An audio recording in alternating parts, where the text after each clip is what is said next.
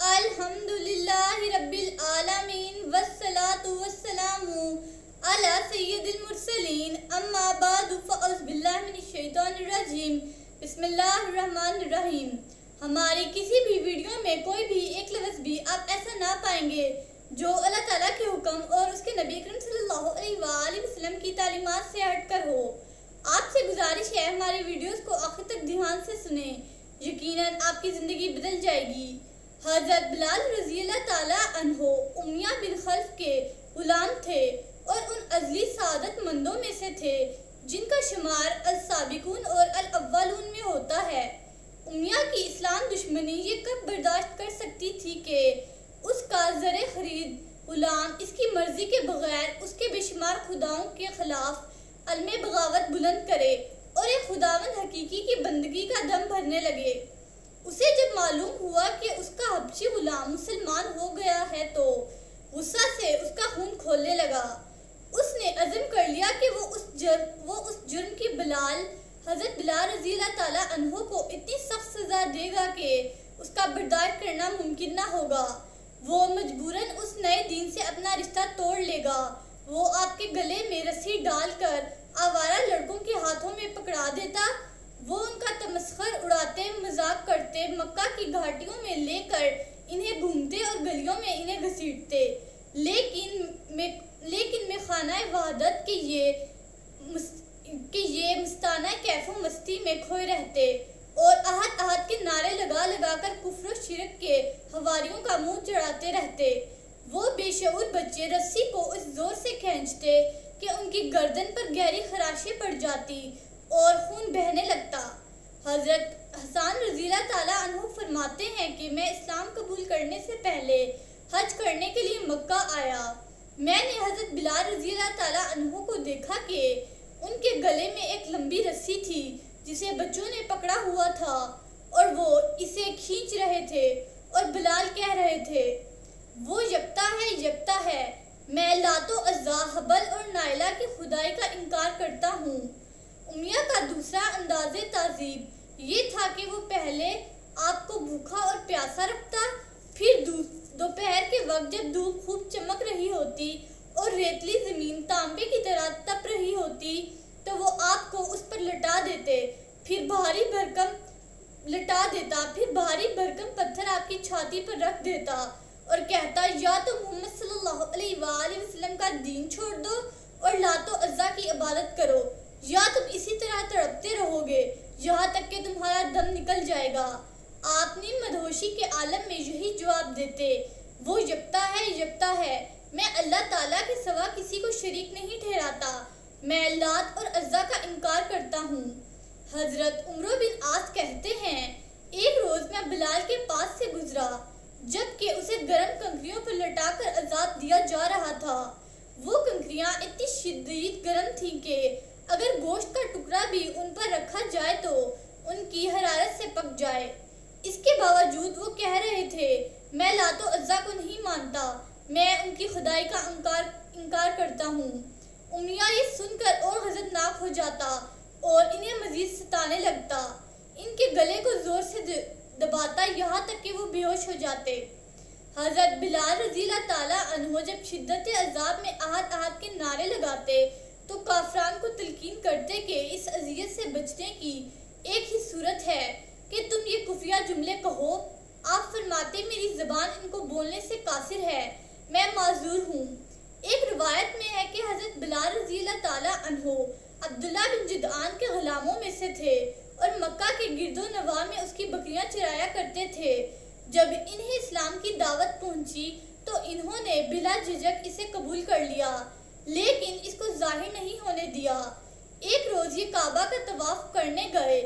इसके इर्द गिर्द बुत कतार दर कतार नस्ब थे। इन पर नफरत से थूक दिया और ज़बान से निकल गया, वो नामुराद और घाटे में हैं जो तुम्हारी इबादत करते हैं। कुरैश ने इनकी ये हरकत देख ली और इनके मालिक अब्दुल्ला बिन जुदआन से इनकी शिकायत की। उसने बिलाल को उमैया बिन खल्फ के हवाले कर दिया ताकि वो उनकी खूब मुरम्मत करे और ये नए मजहब को छोड़ने पर मजबूर हो जाए। वो संगदिल इस मस्कीन को अजाब देने के नए नए तरीके इख्तियार करता और اور اپنے دل کی بھڑاس نکالتا۔ ایک روز سرکار دو عالم صلی اللہ علیہ وآلہ وسلم کا ادھر سے گزر ہوا جہاں انہیں عذاب دیا جا رہا تھا، اور یہ کیف و مستی سے سرشار نیم مدہوشی کے عالم میں احد احد کے نعرے بلند کر رہے تھے۔ ان رحمت مجسم صلی اللہ علیہ وآلہ وسلم نے اپنے ستم جھیلنے والے غلام کو یہ مستہ سنا کر مطمئن کیا کہ جس وعدہ لا شریک کے تم نعرے لگا رہے ہو وہی اس عذاب علیم سے تمہیں نجات دے گا۔ یہاں علامہ حلبی نے کتنا پیارا جملہ لکھا ہے، یعنی بلال احد احد کہہ کر عذاب کی تلخی میں ایمان کی مٹھاس کا امتزاج کر رہے تھے۔ علامہ حلبی لکھتے ہیں کہ حضرت بلال رضی اللہ تعالیٰ عنہ کی وفات کا جب وقت آیا، آپ کی اہلیہ محترمہ آپ کے سرہانے بیٹھی تھیں۔ شدت غم سے ان کی زبان سے نکلا وَحُزْنَهُ، ہائے میرا رنج و غم۔ اس نزاع کی حالت میں بلال یہ سن کر خاموش نہ رہ سکے۔ فرمایا یہ مت کہو، بلکہ یہ کہو کیا خوشی کی گھڑی ہے، کل ہماری اپنے پیاروں سے ملاقات ہوگی، یعنی محمد مصطفیٰ صلی اللہ علیہ وآلہ وسلم اور آپ کے صحابہ سے۔ گویا یہاں بھی حضرت بلال رضی اللہ تعالیٰ عنہ موت کی کرواہٹ کو ملاقات محبوب کی مٹھاس سے ملا رہے ہیں۔ آخر اللہ تعالیٰ کے محبوب کی خوشخبری کے پورے ہونے کا وقت آ ہی گیا۔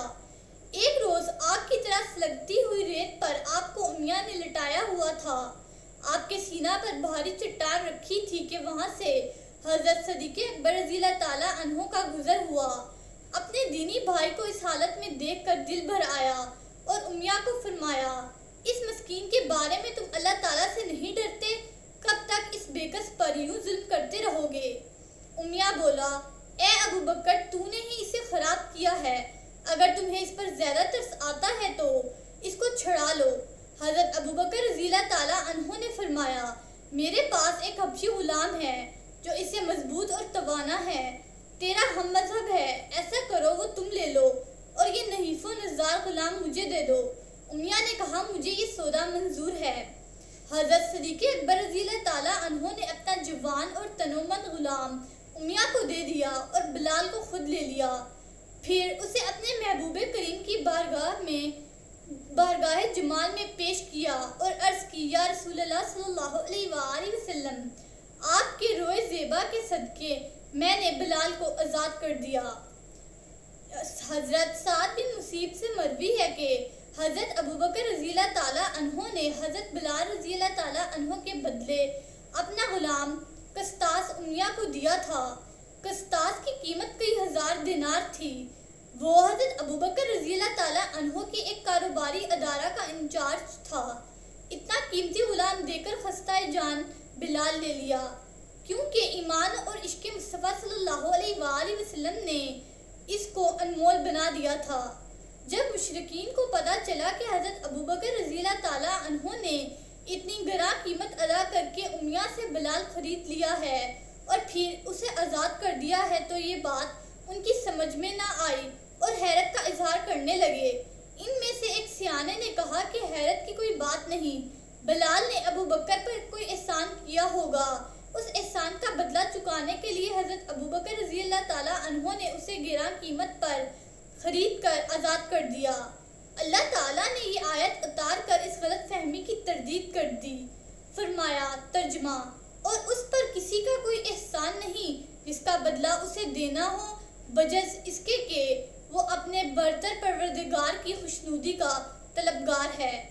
قربان جائے مصطفیٰ کریم صلی اللہ علیہ وآلہ وسلم کے ان جانثار غلاموں پر کہ اگر ان کے خلوص پر کوئی شک کرتا ہے تو اللہ تعالیٰ اپنے کلام ازلی سے ان کی نیت کے خلوص کی گواہی دے دیتے ہیں، اور اسے علیم بذات الصدود کی شہادت کے بعد کسی اور گواہ کی ضرورت ہی نہیں رہتی۔ حضرت سیدنا ابوبکر صدیق رضی اللہ تعالیٰ عنہ نے صرف موزن بارگاہ رسالت صلی اللہ علیہ وآلہ وسلم کو ہی اس کے ظالم اور کافر آقا سے اس کی منہ مانگی قیمت ادا کر کے اور اسے باوجہ اللہ تعالیٰ آزاد کر کے سرمدی سعادت حاصل نہیں کی، بلکہ ان کے علاوہ وہ بہت سے اسیران جور و جفا جو اسلام قبول کرنے کے جرم میں اپنے مشرک آقاؤں کے ظلم کی چکی میں پس رہے تھے ان کو بھی قیمتاً خرید کر ان کے پنجہ استبداد سے رہائی دلائی اور آزادی کی نعمت سے مالا مال کیا تاکہ وہ جیسے چاہیں اپنے خدا وندے قدوس کی حمد و تسبیح اور عبادت میں مشغول رہیں اور جس وقت چاہیں جتنا چاہیں اس کے محبوب کریم صلی اللہ علیہ وآلہ وسلم کی بارگاہ حسن جمال میں حاضر ہو کر شربت دیدار سے اپنے دل کی پیاس بجھاتے رہیں۔ حضرت حمامہ رضی اللہ تعالیٰ عنہا یہ حضرت بلال رضی اللہ تعالیٰ عنہ کی والدہ تھیں، یہ بھی مشرف میں با اسلام ہو گئی تھی۔ ان کو بھی اس جرم میں ان کا کافر مالک طرح طرح کی سزائیں دیتا تھا اور اذیتیں پہنچایا کرتا تھا۔ انہیں بھی حضرت صدیق اکبر رضی اللہ تعالیٰ عنہ نے خرید کر ان کے بدباطن سنگ دل مشرق آقا کے چنگل سے رہائی دلائی۔ بسم اللہ الرحمن الرحیم، صلی اللہ علی حبیبہ سیدنا محمد وآلہ وصحبہ وسلم۔ اس درود پاک کے بے شمار فوائد ہیں۔ اس درود پاک کو کثرت سے پڑھنے والے کو دین و دنیا میں کسی چیز کی کمی نہیں رہتی، سکون قلب کی دولت سے مالا مال ہو جاتا ہے، دشمن دوست بن جاتا ہے۔